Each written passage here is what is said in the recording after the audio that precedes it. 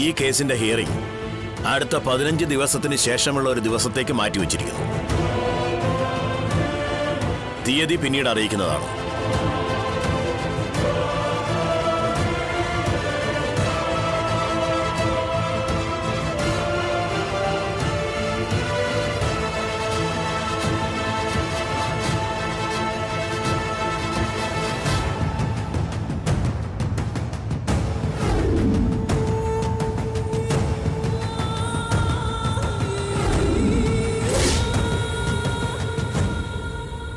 ഒരിക്കൽ പബ്ലിക് പ്രോസിക്യൂട്ടറായ എന്നെ കുറച്ച് വെള്ളം കുടിപ്പിച്ചപ്പോൾ അമീർ ഓർത്തില്ല അല്ലേ?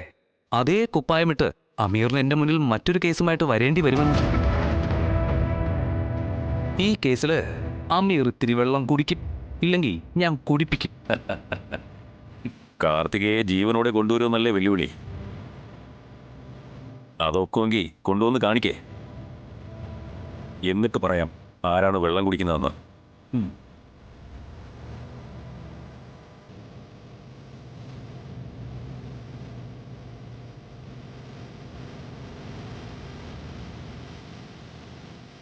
മോനെ വിഷ്ണു, ഇനി തുടങ്ങി കണ്ണീരും കിനാവും. ഇതിനൊന്നും ഒരു അവസാനമില്ലേ? നോക്കിയേക്കണേ, ഇതൊക്കെ കാണുമ്പോ എനിക്ക് ചോർന്ന് കയറും. വിഷ്ണുട്ടാ,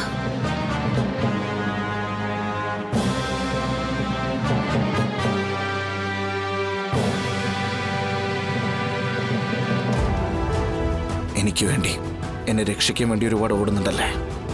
ഇതെന്റെ കടമയാ വിഷ്ണുട്ടാ, എന്റെ കർത്തവ്യം. ഇതിന് പ്രത്യുപകാരമായിട്ട് തരാൻ എൻ്റെ കയ്യിൽ സ്നേഹം മാത്രമേ ഉള്ളൂ. പക്ഷേ അതും ഇപ്പൊ ചങ്ങലയ്ക്കുള്ളില്ല. വിഷ്ണുട്ടാ, ആ സ്നേഹം കിട്ടാൻ വേണ്ടിയല്ലേ ഞാൻ ഈ ചങ്ങലയൊക്കെ പൊട്ടിച്ചെറിയാൻ നോക്കുന്നത്. വിഷ്ണുട്ടാ, ഇത്രത്തോളം ഒക്കെ കഴിഞ്ഞില്ലേ, ഇനിയും കഴിയും.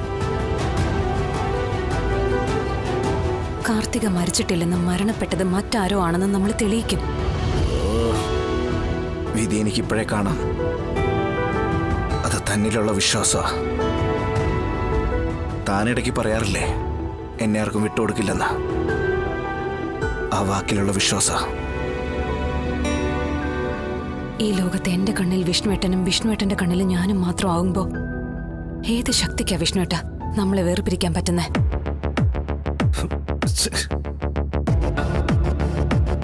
മേഡം, ഞങ്ങൾക്ക് പ്രതിയെ കൊണ്ടുപോകണം. എന്നോട് കെറിവിച്ചിട്ട് കാര്യമല്ല മേഡം. ഇതൊക്കെ അനുവദിച്ചു തരുന്നതന്നെ മേഡത്തോടുള്ള പ്രത്യേക പരിഗണന കൊണ്ട് മാത്രമാണ്. ഇതിപ്പോ അമ്മയും അമ്മുമ്മയും മുത്തശ്ശനും മുത്തശ്ശിയും ഞങ്ങളെ തൃപ്തിപ്പെടുത്തുന്നില്ലേ മേഡം?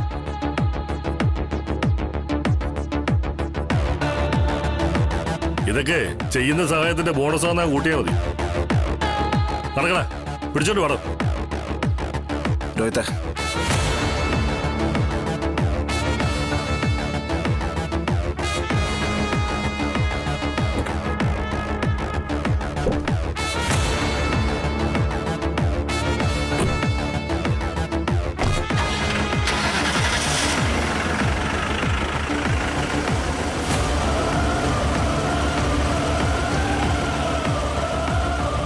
സത്യമേ, വിഷ്ണുവേട്ടന്റെ ഇപ്പോഴത്തെ മാനസികാവസ്ഥ വിഷ്ണുവേട്ടന് മാത്രമേ അറിയൂ. അതിന്റെ ആയി കാണിച്ചു കൂട്ടുന്നതൊക്കെ. വിഷ്ണുവേട്ടന്റെ ഉള്ളിൽ സത്യമയുടെ ഉള്ള ഇഷ്ടമൊക്കെ ഇപ്പോഴും ഉണ്ട്. അതൊന്നും അങ്ങനെ പെട്ടെന്ന് എടുത്ത് മാറ്റാൻ പറ്റുന്നതല്ലല്ലോ.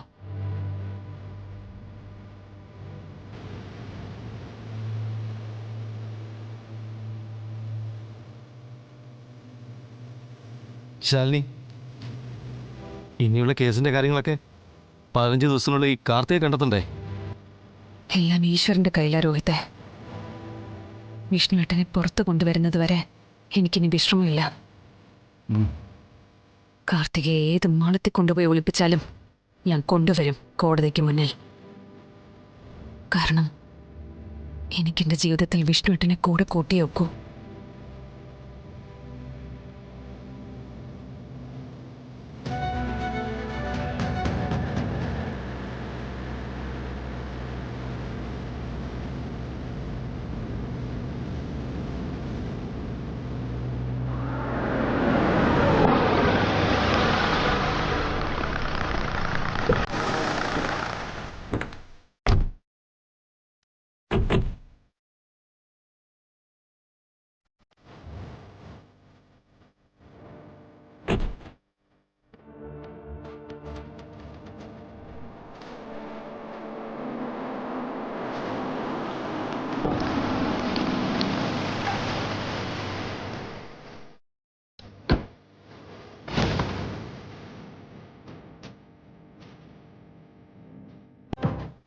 നായകൻ കാരാഗ്രഹത്തിൽ, നായിക പുറത്തും. സിനിമയിലായിരുന്നെങ്കിൽ ഒരു ഡ്യൂയറ്റിനുള്ള സ്കോപ്പുള്ള സ്പേസാ. അരിയിൽ നിന്ന് അച്ചയും കടിച്ച് പിന്നെയും പട്ടിക്ക് മുറിവുറുപ്പെന്ന് പറഞ്ഞ പോലെ അവൾ എന്തൊക്കെയോ ചിന്തിച്ച് കൂട്ടുന്നുണ്ട്. ഇനി ആരെ ജയിലിൽ കയറ്റാനാണോ ആവോ? ആ, തിരിച്ചു കൂടെ നിൽക്കാം. ഇല്ലെങ്കിൽ ഏത് സമയം തിരിഞ്ഞു കുത്തുന്ന വിഷപ്പല്ലുള്ള ഇനവാ.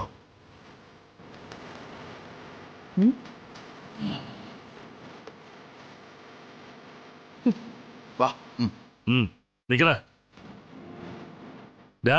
15 ദിവസത്തിനുള്ളിൽ നിന്നെ രക്ഷിക്കാനുള്ള തെളിവുകളുമായി വരുമെന്ന് കോടതിയെ പറഞ്ഞ് ബോധ്യപ്പെടുത്തിയിരിക്കുന്നു നിന്റെ എല്ലാമായ ശാലിനി. പഴുതി കിടച്ചുള്ള മഹസർ തയ്യാറാക്കിയിരിക്കുന്നതേ ഈ ACP ചന്ദ്രബോസ. നിന്റെ ശാലിൽ നിന്ന് വട്ടം കറങ്ങും. ബുദ്ധിയുള്ള പോലീസുകാരന്റെ തലയില് കുറച്ച് വക്രബുദ്ധി കൂടെ ഉണ്ടെന്നുണ്ടെങ്കിലേ പ്രതിക്ക് പിന്നെ 12 കൊല്ലത്തേക്ക് തിരിഞ്ഞു നോക്കേണ്ടി വരില്ല. ശിക്ഷ അച്ചിട്ടാടാ. അതുകൊണ്ട് നിന്റെ കളക്ടർ മേഡത്തോട് വിളിച്ചു പറ, വെറുതെ നിനക്ക് വേണ്ടി ഓടി സമയം മെനക്കെടുത്തണ്ട. ഈ വിധി കാലയെ കൂട്ടി തീരുമാനിച്ച് ഉറപ്പിച്ചതാ. ഒരാളുവേ ഇതിനു വേണ്ടി വെയിൽ കൊള്ളുകയും വേണ്ട. കൊണ്ടിട്ടൊരു കാര്യമില്ലടാ. ഓ, അപ്പൊ ഗെയിമാണ്. അതേടാ, നല്ല ഒന്നാന്തരം ഗെയിം.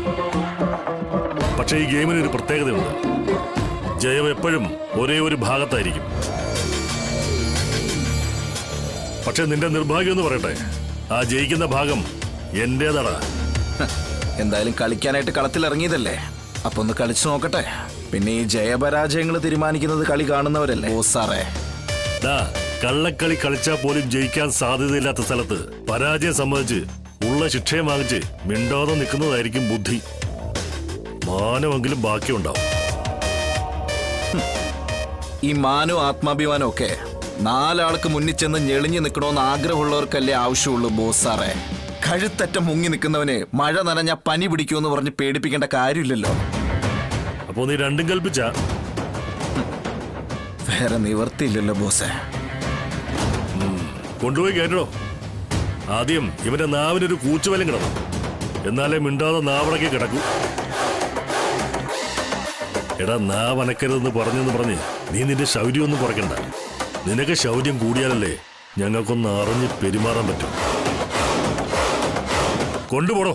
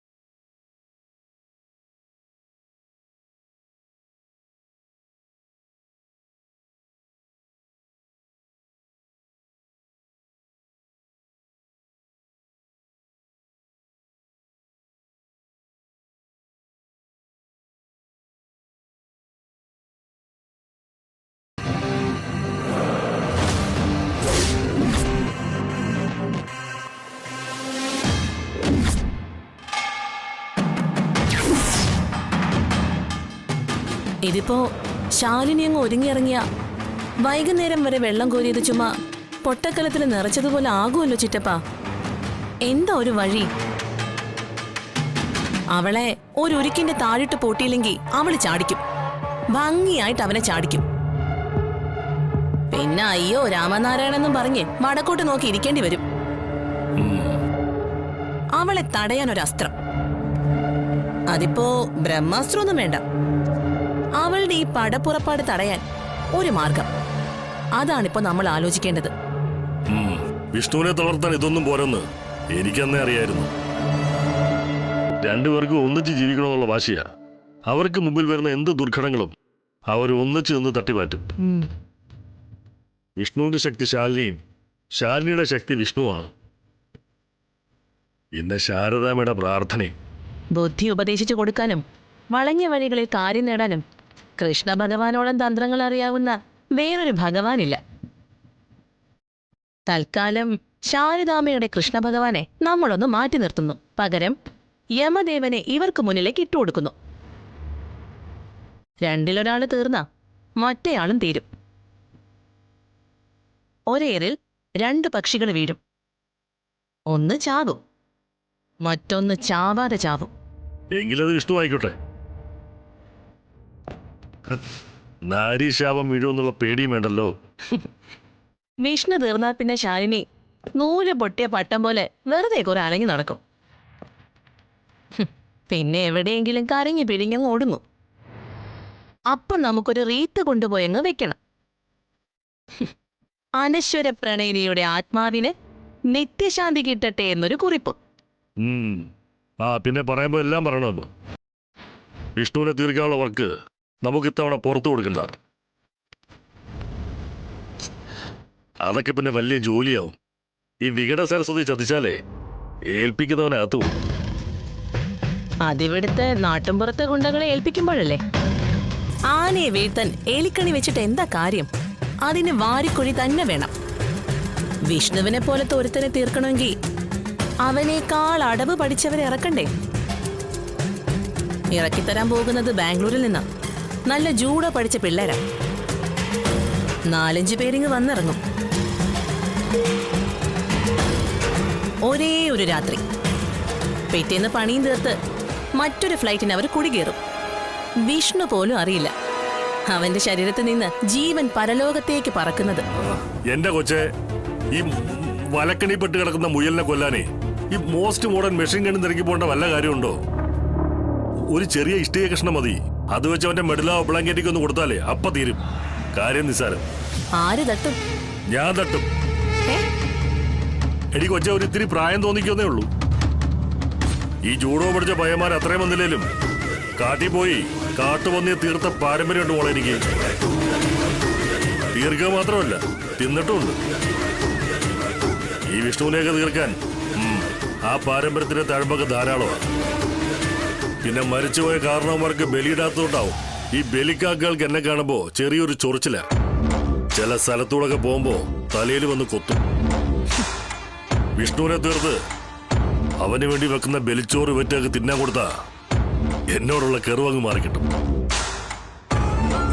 വിഷ്ണു അവൻ ശാരദാമ്മയുടെ വിഷ്ണു ഭാഗത്തെങ്കിൽ ലയിക്കുകയും ചെയ്യും. കൊന്ന പാപം കാക്കകളെ കൊണ്ട് തീറ്റിച്ചു തീർക്കാം അല്ലേ? അല്ലാതെ വേറെ വഴിയില്ലല്ലോ. വീട് വെപ്പ് കിടക്കല്ലേ.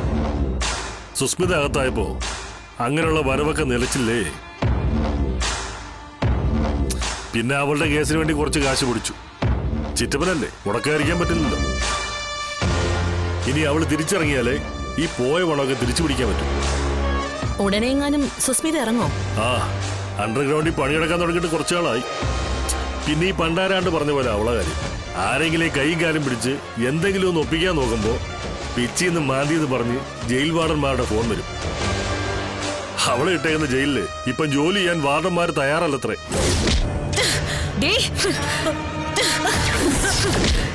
ജനിപ്പിച്ച അപ്പന് വിളിക്കുന്നോടി. നിന്റെ തെയ്യങ്കളി പുറത്തെടുക്കാൻ നോക്കിയാലേ ഇതൊരൽപ്പം വേറെ ആയിട്ടോ. ഒരൊറ്റ പീസേ ഉണ്ടായിരുന്നുള്ളൂ കേട്ടോടി.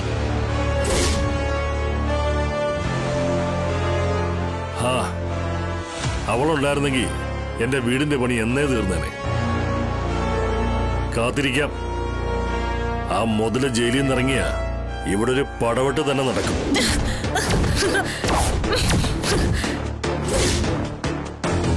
ചിറ്റപ്പം പേടിക്കണ്ട.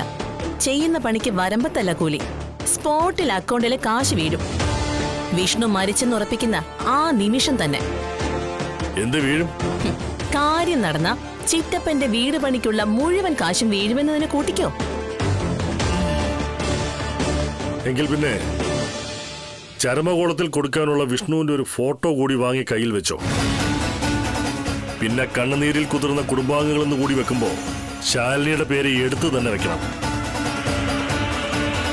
എടി, അവന്റെ ബോഡി പിടിച്ച് ഇടിച്ച് നിലവിളിച്ച് കരയാൻ അവള് മാത്രമേ കാണൂ. ആ ഒരു നന്ദി നമ്മൾ അവളോട് കാണിക്കണം. ചിറ്റപ്പൻ തീർത്തോ ചിറ്റപ്പ അവനെ? സുസ്മിത ജയിലിൽ നിന്നിറങ്ങുമ്പോ സർപ്രൈസ് ആയിട്ട് നമുക്ക് ഈ വാർത്ത കാണിക്കണം. ചത്ത് മലച്ചു കിടക്കുന്ന അവന്റെ ഒരു ഫോട്ടോയും എടുത്ത് വെക്കണം. അവളങ്ങ് സന്തോഷിച്ചോട്ടെ. പിന്നെ ശാലിനിയുടെ കാര്യം അത് സുസ്മിത നോക്കിക്കൊള്ളൂ.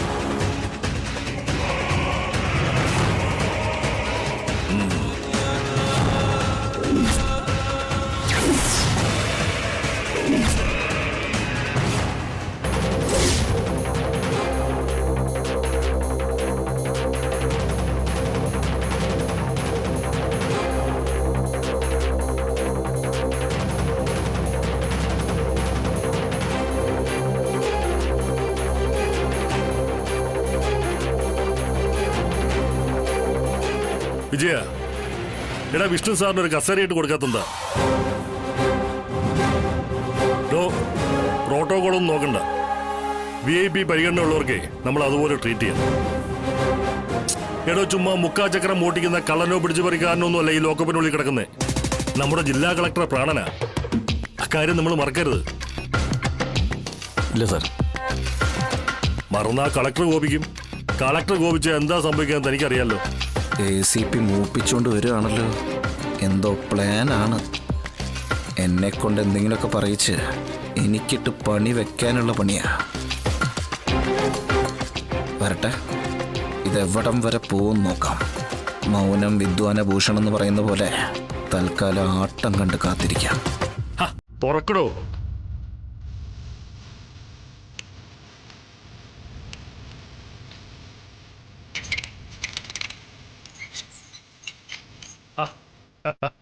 ഇങ്ങോട്ട് ഇറങ്ങി വാടോ.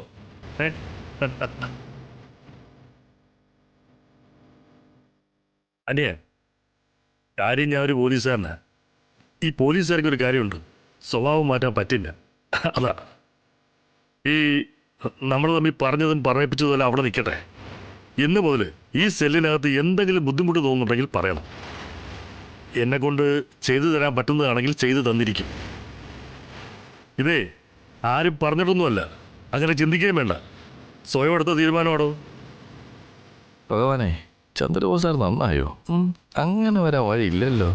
ആ വിജയ സാർ, ഒരു മനുഷ്യനെ ഏറ്റവും അത്യാവശ്യമുള്ള കാര്യം എന്താണോ? അത് പിന്നെ വൈകുന്നേരമായ 2 അടിക്കണം. ശേ, ഒന്ന് പോടോ. അതൊന്നും അല്ലടോ. നല്ല ഭക്ഷണം, നമുക്ക് കിടക്കാൻ നല്ല വൃത്തിയായിട്ടുള്ള സ്ഥലം, ഇത് രണ്ടും മസ്റ്റാണോ? അത് ശരിയാ സാറേ. നല്ല ഉറക്കം കിട്ടണമെങ്കിൽ എനിക്ക് ബെഡ് വേണം. അതുകൊണ്ട് തന്നെ ഞാൻ ഈ നൈറ്റ് ഡ്യൂട്ടി മാക്സിമം അവോയ്ഡ് ചെയ്യുന്നത്. അതാ അനിയ, ലോക്കപ്പിനകത്തെ ഒരു പാ മാത്രമാണ് നമുക്ക് അനുവദിച്ചു തന്നിരിക്കുന്നത്. ബെഡ് അത് അലൗഡല്ല. പിന്നെ കൊതുകടി ഇല്ലാതെ ലോക്കപ്പും ഇല്ല.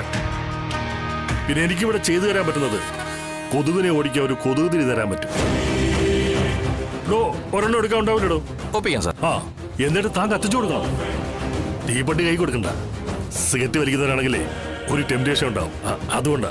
അഭിനയിച്ച് തകർക്കുകയാണല്ലോ ACP. എന്താണ് ലക്ഷ്യമെന്ന് മാത്രം മനസ്സിലാവുന്നില്ല. പക്ഷെ എന്തോ ഗൂഢലക്ഷ്യമുണ്ട്. അല്ലെങ്കിൽ ഇങ്ങനൊരു നാടകം ACP കളിക്കില്ല. ആ മധുശ്രീ വന്നു പോയതിനു ശേഷം ACP കളം മാറ്റി കളിക്കുന്നേ. ഒരപകടം എന്തായാലും പ്രതീക്ഷിക്കണം. അമ്മാതിരി അഭിനയ കാണിക്കുന്നേ. അനിയ, താമസത്തിനെ നമുക്കിപ്പോ ഇവിടുത്തെ സൗകര്യങ്ങൾ വെച്ച് അഡ്ജസ്റ്റ് ചെയ്യാതെ വേറെ മാർഗങ്ങളൊന്നുമില്ല. പക്ഷേ ഭക്ഷണം അത് ഞാൻ രുചിയോടെ കൊണ്ടുവന്ന് തരാനുള്ള ഏർപ്പാട് ചെയ്യാം. എന്താ? എടോ, ഞാനൊരു ക്രൂരനായ പോലീസുകാരനാണെങ്കിലും എൻ്റെ കയ്യിൽ കുറച്ച് നന്മയുണ്ടോ. അതുകൊണ്ടാണ് ഇങ്ങനെയൊക്കെ പറയുന്നത്. നാളെ ചിലപ്പോ ഞാനിങ്ങനെ ആവണമെന്നില്ല. വിജയ സാർ പറഞ്ഞ പോലെ വിഷ്ണുവിന് ഇഷ്ടമുള്ള സ്ഥലത്തുനിന്ന്, അതിന് ആരുടെ വീട്ടിൽ നിന്നാണെങ്കിലും നമുക്കിപ്പോ ഫുഡ് എത്തിച്ചു കൊടുക്കാൻ പറയാം. അത് പറയാം സാർ. അനിയ, ചില കാര്യങ്ങൾക്ക് നമ്മൾ പോലീസുകാർ കാണിക്കുന്ന കർക്കശ സ്വഭാവം ഉണ്ടല്ലോ, അത് ഗുണത്തേക്കാൾ കൂടുതൽ ദോഷമുണ്ടാകും. ഈ വാക്കുകൾ കൊണ്ട് പറഞ്ഞു തീർക്കേണ്ട പല കാര്യങ്ങളും നമ്മൾ കൈക്കരുത്തുകൊണ്ടാണ് പറഞ്ഞു തീർക്കുന്നത്. എന്നാൽ അതുകൊണ്ട് വല്ല ഗുണമുണ്ടോ? ഈ കഞ്ചാവ് വിൽക്കുന്നവൻ വീണ്ടും വീണ്ടും കഞ്ചാവ് ഇട്ടുകൊണ്ടിരിക്കും. പെണ്ണും പിള്ളയെ തല്ലുന്നവൻ പിന്നെയും പെണ്ണുപിള്ളയെ തല്ലിക്കൊണ്ടിരിക്കും. അപ്പൊ നമ്മുടെ അടുത്ത പണി വേസ്റ്റ് ആയില്ലേ? എന്നാൽ ഇത് വല്ലാത്തൊരു മാറ്റമാണല്ലോ. വല്ല അച്ചമ്പട്ടത്തിന് പോയി ചേരുവോ? ഞാൻ ഈ പറയുന്നതൊക്കെ നീ കാര്യമായിട്ട് എടുത്തിട്ടില്ല എന്നെനിക്കറിയാം.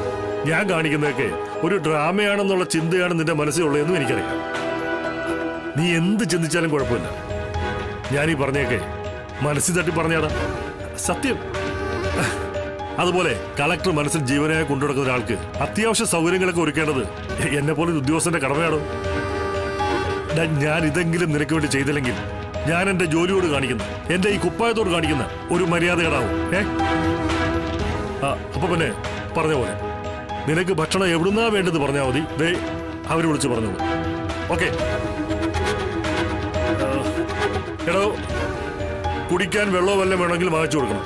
വിഷ്ണുവിന്റെ കാര്യത്തിൽ ഒരു പ്രോട്ടോകോളും നോക്കണ്ട. മനസ്സിലായല്ലോ? Okay sir. അപ്പോ ഓക്കെ. ഇത് എന്തുകൂടെ കേൾക്കുന്നത്? ACP സാർ മൊത്തത്തിലങ്ങ് മാറിപ്പോയല്ലോ. ആ അതെ. ആ മുകളിൽ നിന്ന് ആരെങ്കിലും കൊണ്ട് വിളിച്ച് പറയിപ്പിച്ചതായിരിക്കും അല്ലേ? എനിക്ക് വേണ്ടി മുകളിൽ എന്ന് പറയാൻ ഈശ്വരൻ മാത്രമേ ഉള്ളൂ. എന്റെ കഷ്ടകാലത്തിന് ഈശ്വരന് ഫോണുമില്ല. അല്ലെങ്കിൽ സാറിന്റെ മൂടങ്ങ് മാറിയനെ. ആര് മാറിയാലും ഞാൻ മാറുന്നില്ലല്ലോ.